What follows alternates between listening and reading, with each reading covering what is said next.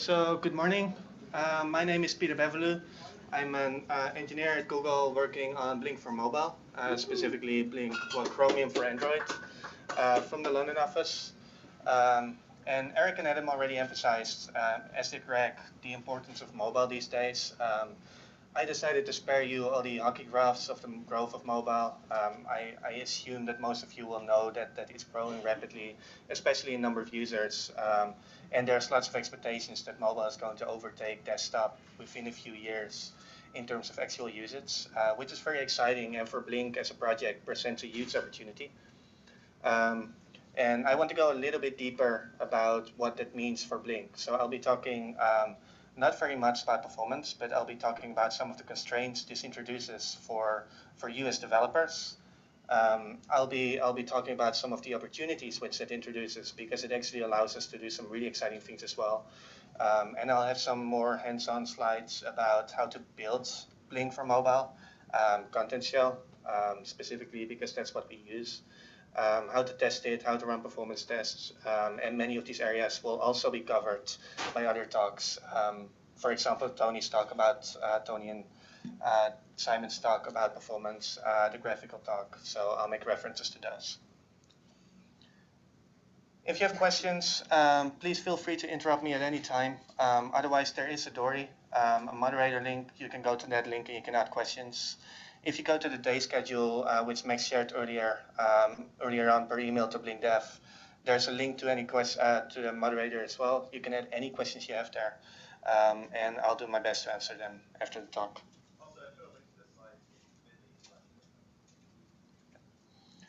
To repeat, Max, he put a link to these slides already on the schedule on bit.ly/BlinkOn. So if you want to peek ahead, go for it. So to start off with some of the different, I'll move more over here. To start off with some of the differences between Blink for Android as compared to other platforms. On a normal platform, say Windows or Linux, you build code, you compile it on the host, and the host is equal to the target. You just immediately run it as an executable, and it works. For Android, it's a little bit different. The most important difference probably is that we cross-compile the code on the host, which currently you can compile Blink for Android, Chromium for Android on Linux. There's work on the way to get it done on Mac, but it doesn't work yet. So if you want to compile Chrome for Android, you'll need to use Linux, and it cross compiles to the target. Now, for most Android devices right now, the target will be ARM, the ARM instruction set, but it's also possible to build it for x86, and there's work on its way to make it work on even other platforms and architectures such as MIPS. Just to clarify, I'm mostly talking about Blink on Android for this presentation because it's the most concrete example we have. I've already asked some of the other people in here, the Opera and Intel folks, if they can share some of their experiences, and perhaps there are either other users of Blink on other mobile architectures and systems which can share their experiences as well. Then one thing particular about Android is that a lot of the platform bindings have and the implementations of features have been written in Java. This is similar to Objective-C code, which we use for Mac. And the reason for this is that we use the Android SDK to talk to the platform. The Android SDK basically exposes all of the functionality available for apps to use in whatever they want to do. And this is only available in Java. We haven't rewritten Blink in Java. I'm pretty sure you'd have noticed that. So there's this other part of the Android libraries, which is the Android NDK, which is a native development kit, and it allows us to also compile native code, which runs on Android as well. And this allows us to use much of the common Chromium infrastructure. So the threading we use are just POSIX threads, and a lot of the conventions are pretty similar to what you use on desktop platforms. Another big difference is on many normal platforms, on desktop platforms, you build an executable, you immediately execute it, you run it, and it just works. For Android, this is a little bit different. Everything we do is, so all the main binaries, which could be content shell, which could be the Chrome target itself, are being built into a shared library. This shared library will be packed in an APK, which is the Android packaging format, which basically is just a zip file with some additional stuff in there. And we use a loader in Java, which actually kicks off the process and then boots everything it needs to be done. Using this system, Chrome for Android is multi-process. It actually has a separation between the browser process and the renderer process. And there can even be multiple renderers. Then we have an APK after linking it, after building it, and the APK will be installed on the device using a small debugging tool called ADB. And one thing to note here is that if you want to run any test at all, although there is an increasing amount of tests which can run without rooted devices, your device will need to be rooted because of some performance characteristics of Android devices, which I'll get back to later on.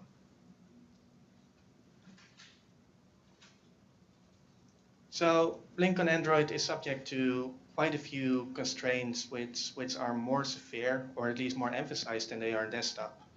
A typical device, an Android device, has less memory available than a normal desktop, especially a developer's desktop. It won't be uncommon for people in this room. To have like 32 gigabytes of memory or even more. They will have less CPU power.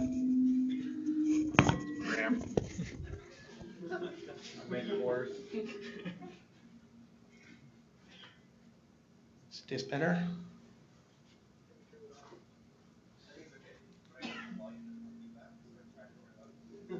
Okay. There's still an echo. Yeah, I'll do that. Lower the volume.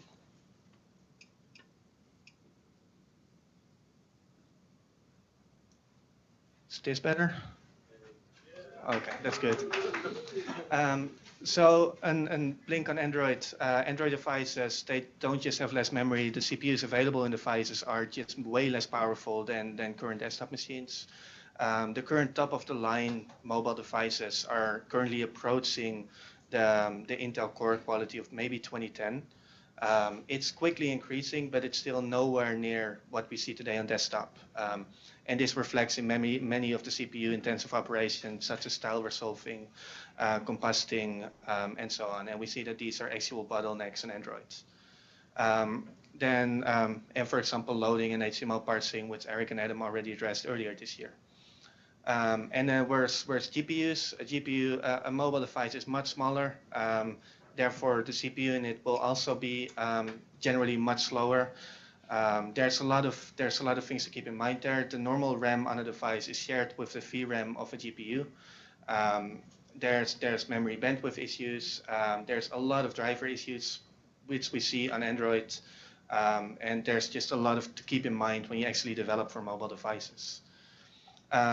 Even though these constraints, mobile, like even today's phones, have a really big screen resolution. They could be full HD, sometimes even bigger. The Samsung Galaxy S4 has a device pixel ratio of 3. That means that every normal pixel and CSS pixel at 100% width will be 9 device pixels, and that just forces the GPU and the compositor and everything in Chrome in the system to upscale everything enormously. And even though these constraints, bigger screens, and just more demand on technical constraints, users also demand fast startup times. They expect to get 60 frames per second on whatever you do on the page. They expect the page to immediately respond to touch gestures and so on. It needs to be in line with the behavior of the rest of the mobile operating system. And almost unfortunately, we're used to a really good experience on there, with really good consistent results. And for the browser, there are strong challenges to be met there. And then there's a lot of random constraints, such as slower flash drives, basically the flash memory in an Android device. Normally it's fine to access, but sometimes the seek times can go up to way over a second, and that's noticeable in whatever you do. And the different architectures supported, ARM x86, maybe even MIPS, can present different challenges in optimizations. For example, in V8, which needs to compile to the target platform, it needs to do all optimizations for, well, a number of optimizations for each of these platforms' architectures independently. So to focus on some of the memory constraints, mobile phones, like modern phones, usually have more than 1 gigabyte of memory. That's nice. Some even have 2 gigs, some have 4. It's decent. But then one thing to realize is what I mentioned earlier on, normal RAM is shared with the free RAM of the GPU, and that already takes away quite some memory which you're able to use. And even though modern devices have a lot of memory, a lot of today's devices which people actually use have 512 megabytes of memory or less. Now, this is memory for the entire device, so not just the browser, not just any application, it needs to share it with everything.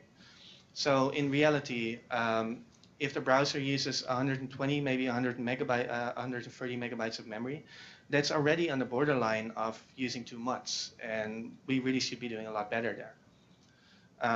This is being reflected in how systems such as Android works. As a user, as an application, it's not guaranteed that you will continue to live. And the operating system can kill at any random time to just kill your app, to just remove the browser or to just remove a tab which is displaying a page in the background. And in some cases, it will give you a notification. It will give you a heads up, hey, we're low on memory, and we might be killing you shortly. But the reality is that within Android at least, these are 2 completely different systems which don't talk to each other very much. The system which kills applications and the system which sends these notifications. So it's perfectly possible to just be killed out of the blue with any heads up at all. And that's something you have to think about, since you could just be gone or a background process could just be gone. Be careful with caching data. In the early days of Chrome for Android, what Tony worked on quite a lot, we saw that a lot of memory usage was being used by caches, by image caches, most notably by the font cache. And even though a lot of these caches have been made smaller for Android, there's still a lot of work to be done. And the big memory blobs, which Eric mentioned, we now have a tool, the Deep Memory Profiler, which is something that already has been available on Chrome Desktop for quite a while. Now also works for Chrome for Android, and it gives a real good, strong insight in what actually uses memory.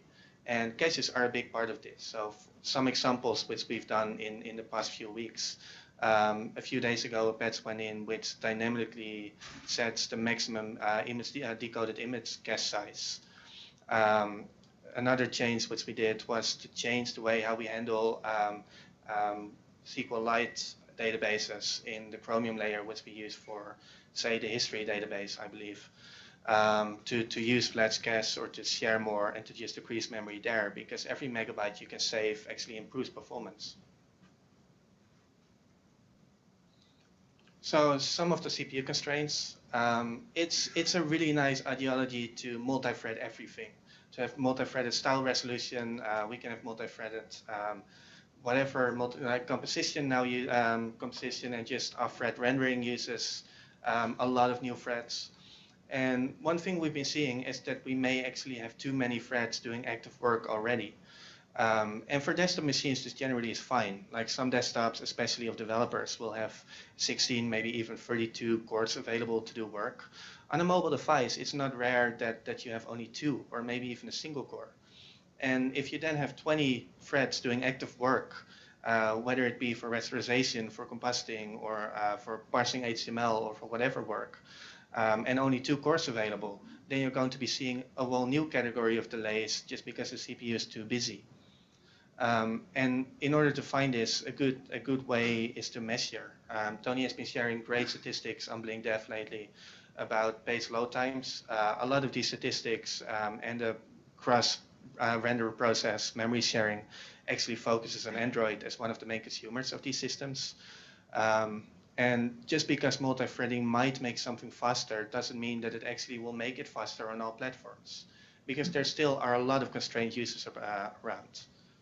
And one of the main tricky things, which is why tests require root access on devices, a mobile device doesn't have a cooling fan.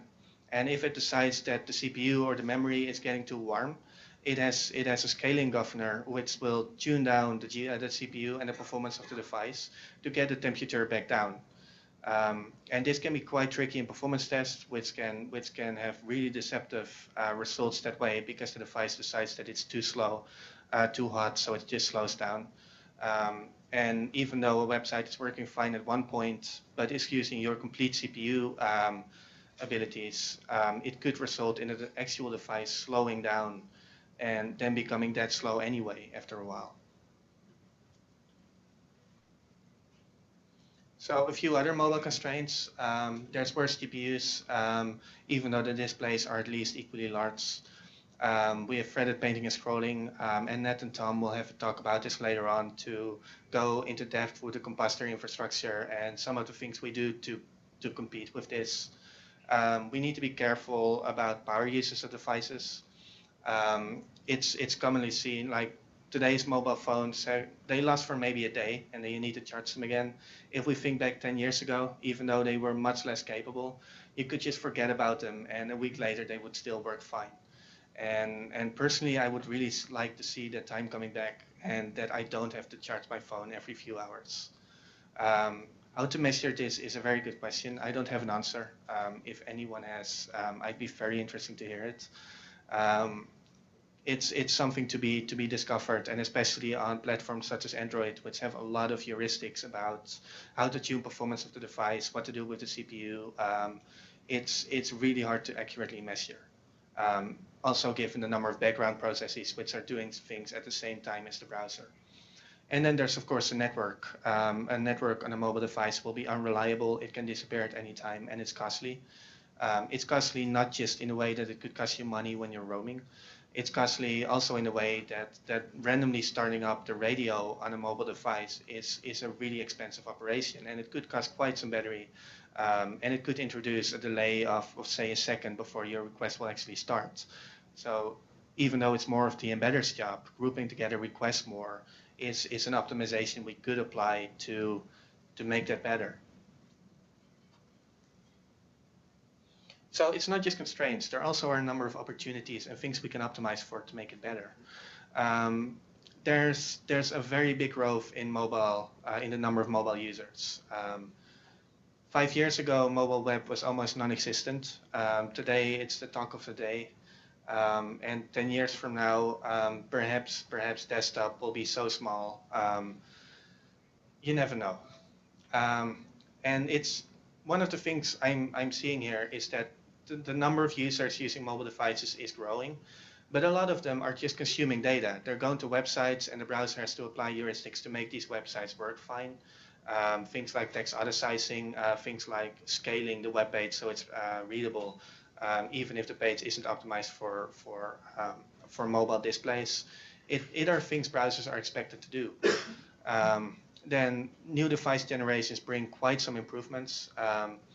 What I said, the newest devices today are competing with Intel's 2010 core processors, roughly, in terms of performance.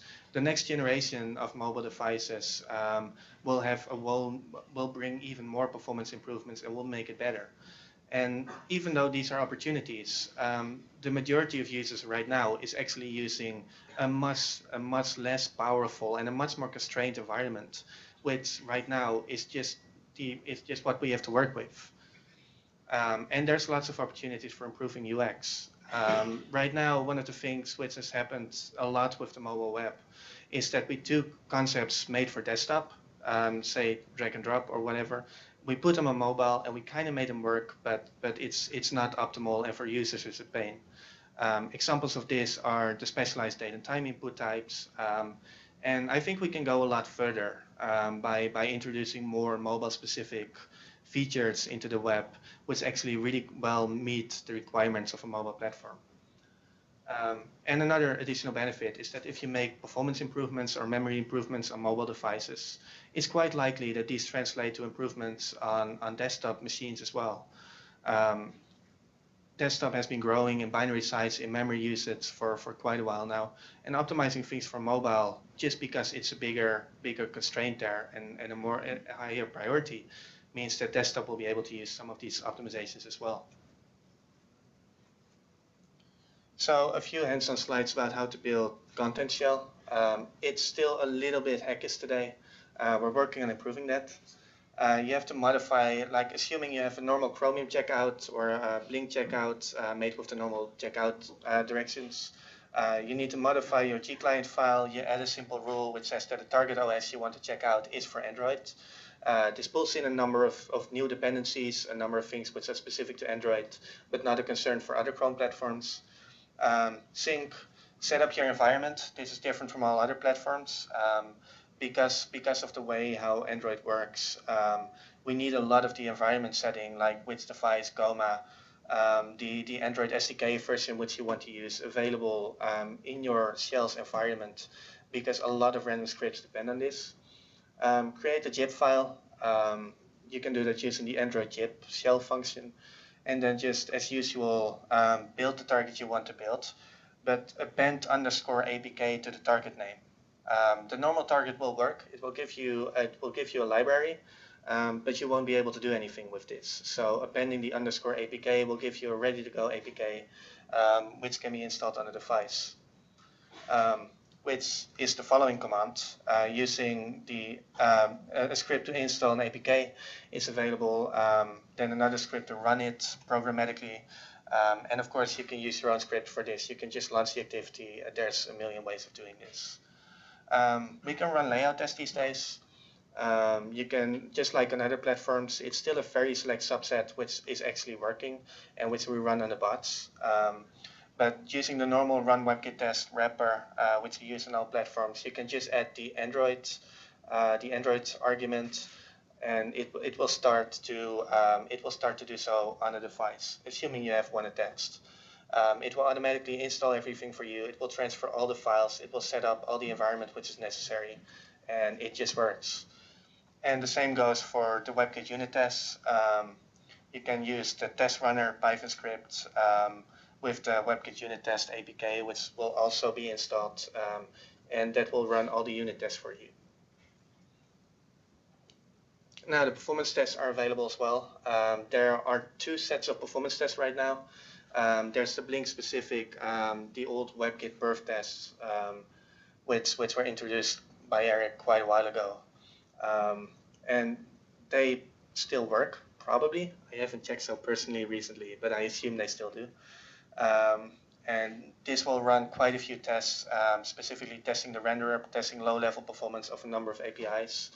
And then a new framework, which Simon and Tony will be talking about, telemetry. Telemetry is a framework not just for Chrome for Android, but for all other Chrome platforms, and hypothetically for other browsers as well. And you can set up telemetry and run a whole new range of performance tests. And it even has performance for profiling and giving you accurate information about what the device has been doing. So when running tests, right now you need to have at least a single device attached.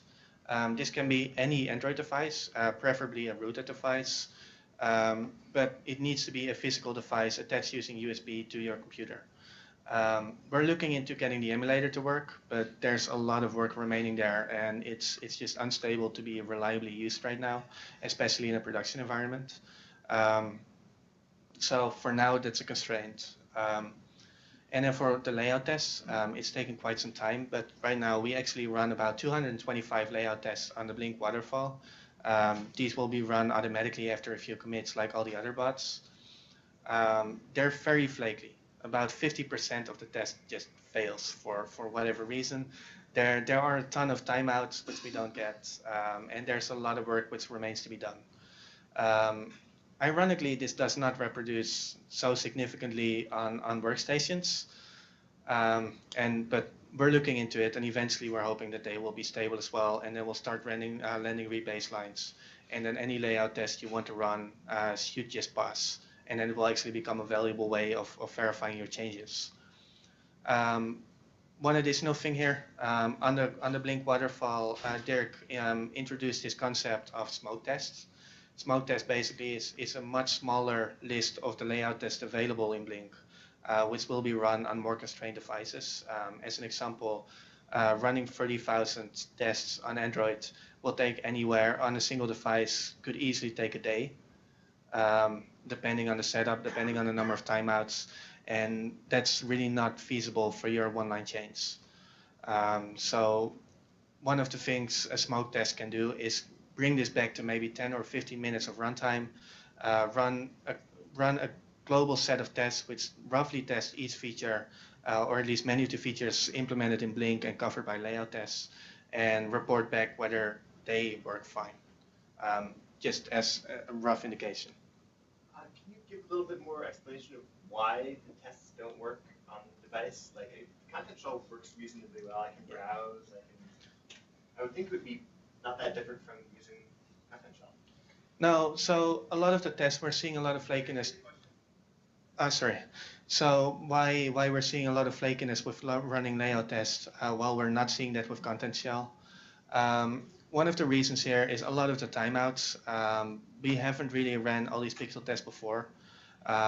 So there just are crashes we didn't know about. There are problems we didn't know about. There are bugs we didn't know about.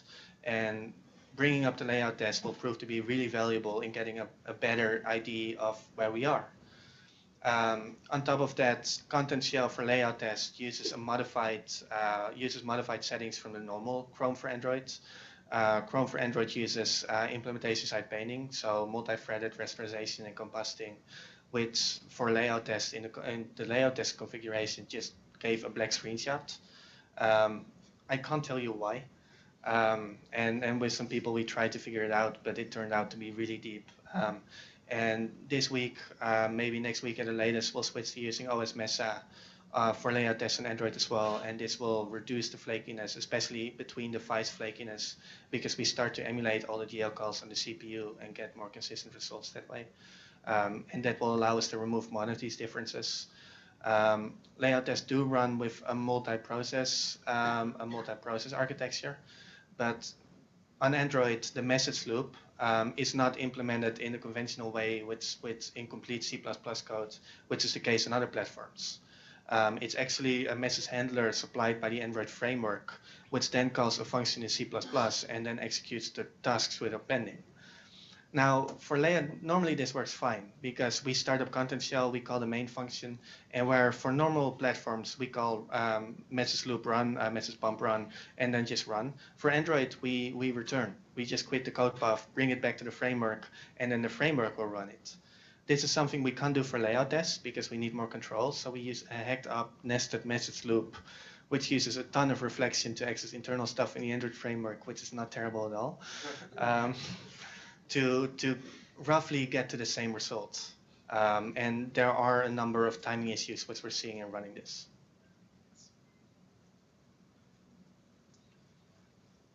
And that's a global overview of what we're doing with Android. I'd be happy to take any question you have. And one thing I'm personally interested in is also to get some experiences from the Opera folks, what Intel's doing, maybe Samsung, to get a broader idea of what other consumers of Blink for Mobile are busy with. If I work for Opera, can I do this? Can I flash my device? Can I boot my device? Can I run tests, run perf tests? You can. Rooted devices, not all devices can automatically be rooted. The Nexus devices we ship have the ability to easily be rooted. You can do this using a tool called Fastboot. And a lot of other devices. For example, I believe that we shipped the Samsung Galaxy S4 on Play with the Google experience, which can also be flashed. It's less optimal. It severely decreases the number of devices you can use to run tests on because you have this dependency on being able to get root access to the device. Can I publicly get a flash image? Can I get symbols? There's the sorry, whether we can, whether it's possible for a developer external to Google to get Android images and to get symbols for stack traces. So for Content Shell itself, which is Blink and Content Shell mostly, you build it. It's your code, so you get it to stack trace. And there's tools in the build/Android directory which actually will help you to get a symbolized stack trace from a thumb stone on the device itself. For Android itself, there's the Android AOSP, which is the open source version of Android releases, which will be released after the main release of the platform. You can build this. Not everything will always be included, but it should be possible to run this on devices. Whether it's actually required to flash your device, I'm not so sure it is. In general, Chrome for Android and for Blink, we aim to target any Android device with Android ICS 4.0 or higher. And as a consequence of that, any device which allows you to go to root should just be fine to use as a device to develop and run tests on. So. Should also mention that to run the deep memory profiler, you need a root device. So I work proper by the way. So in practice, we need to run root devices, but it's not a problem. I think on occasion, we've also, one of our guys has built Android itself with some extra debugging, and it's fine as well. Just to repeat some experiences from Opera, from Philip, the deep memory profiler requires you to run as root. And it sounds like it's feasible to build Android yourself with a little bit of the bug settings enabled to get a more detailed view of what the system itself is doing and get good debugging results as well. Yeah, I just had a short question or a comment about using telemetry versus using the WebKit performance framework. I wrote a performance test for Pixel and I ran it in the old WebKit framework. And it exposed an API for generating mass events, which was not there in the telemetry framework. Should we just use telemetry instead of? Or do we just need to pass some flags to enable this API? I don't. It was JavaScript API. I don't know, but I got the patch through, and it was. It sounds like we should just fix that. Yeah. Let's use some things about it to fix it. Yeah, telemetry by default doesn't have much of the API data. Like there are telemetry tests that set like exposing internals for testing. For example, the flag that you can set in telemetry, that'll expose all the APIs that the test runner normally has. The discussion that was happening up here was that he wrote a test and it worked in run perf tests, but it didn't work in run measurement, the telemetry equivalent. And the bug that we understood is that for telemetry, you have to get it to pass additional flags. There's ways to do that on a per test basis, whereas run perf tests would run dump render tree, which exposed all the event sender and all those crazy things that you have when running the layout tests by default. So what is the reason for? So what is the reason for having two frameworks? Should we deprecate the WebKit framework or? We tried to remove the WebKit one, and Yeah. telemetry wasn't quite ready. We tried to remove the WebKit one, and telemetry wasn't quite ready, but telemetry is the future. It just maybe has not had all the bugs shaken out yet. Okay, go ahead. Yeah, I have a question. Since we're discussing BlinkOn mobile, and we have mainly two platforms, ARM and the x86. Do you have any insights on particular parts of the code on Blink are better on ARM compared to x86, or they are better on x86 compared to ARM? Any insights on that? So the question is whether I have any insights in areas of Blink specifically which have been optimized for either x86 on mobile or for ARM on mobile. Historically, the x86 port of, for example, V8 has received a lot of attention, whereas the ARM port is still catching up. So for the same CPU speed, it will still be slower. This is something which is actively being worked on. Other examples could include, for example, the image decoders. Or the SVG filters, which are not GPU accelerated yet. These have received ARM Neon implementations, which can be used if an ARM chip, usually ARM v7, has support over the Neon instruction set. I think we use them. I'm not entirely sure about that. I can get back to you about it if you want. Any other areas anyone knows about? ARM. Really rare. Yeah, it's quite rare that we actually have really low level optimizations for a certain platform. I'm guessing that image decoders and JavaScript will be the biggest, and maybe Skia. Eric, maybe you want to say a little bit about what Opera is doing and your experiences? Yeah, sure. Sure. So I guess I don't really code anymore, so I don't know if my engineers will agree with me, but it's been a pretty smooth ride for us. Like when we started this sort of secretly last fall, The content API wasn't very stable, so we were like doing a lot of double work in having to redo stuff. But as it progressed, it's actually been really stable and pretty painless for us to do what we do. And I mean, right now the main focus for us is going to have to be working on memory improvements, because it's just it's killing us basically. Literally, yeah. Yeah. Yeah, so that's something we really want to work with you guys on improving memory. And I guess another pain point is the environment, like the debug environment and the development environment. So I don't know. I have this guy from NVIDIA that pings me, the Tegra DevRel team pings me every other month asking if we don't want to evaluate the new cool stuff they have on building it on Visual Studio. I don't know if anyone has attempted that, but you know, it would be nice to do something about the debug and development environment. What are you guys using basically? Like the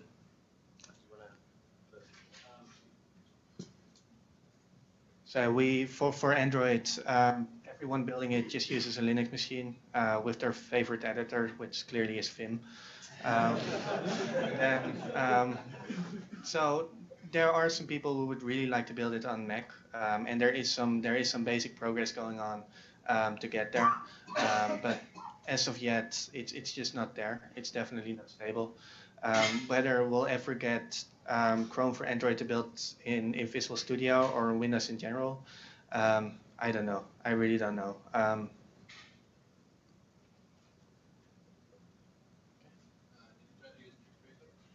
Which one? Qt Creator. No, we haven't tried that. Yeah, we have some developers using that, and I guess it's. But I mean, the problem is the debugger. I mean, there's this GDB. What do you call it? Sorry.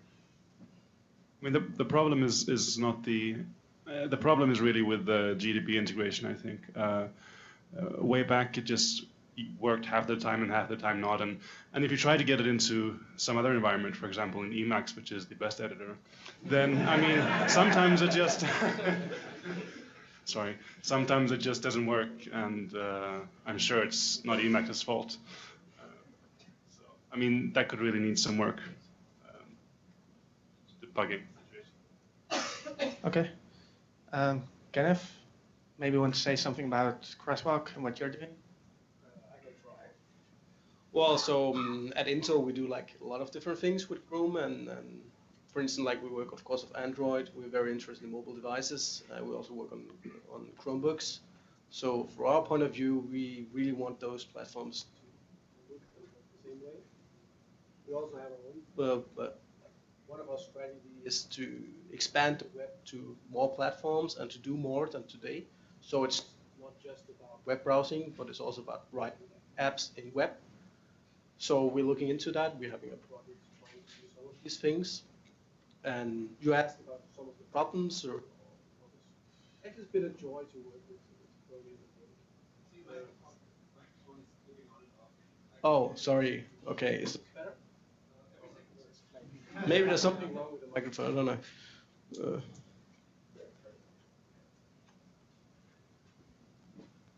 So I think one of the problems because we're targeting mobile devices and doing our own thing, not just deploying to Android, one of the issues is all these different build flags and all this, like if OS Android, then you do something slightly different, and how does it work with PinZoom? How is it supposed to work?